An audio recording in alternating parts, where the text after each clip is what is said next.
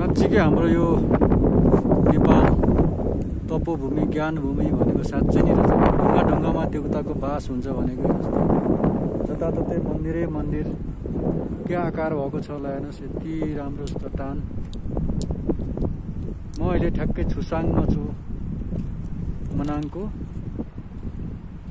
ल हेर्नुहोस् हाम्रो साथीहरू यतातिर बगरतिर केही विष्णु भगवानको अवतार भएको चाहिँ शालिग्राम भेटिन्छ कि भनेर नि खोज्दै हुनुहुन्छ। हाम्रो 3 जना, मसँग चाहिँ 4 जना छौँ।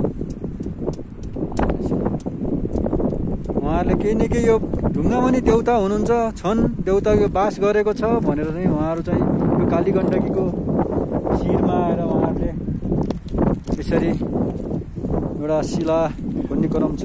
यहाँ मैले थोरै यस्तो खालकोहरू होइन, यस्तो खालको चाहिँ भेटेको छु।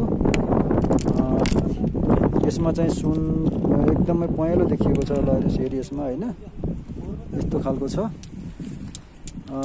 ल धन्यवाद साथीहरू। हजुरहरू पनि यात्रा गर्नुहोला।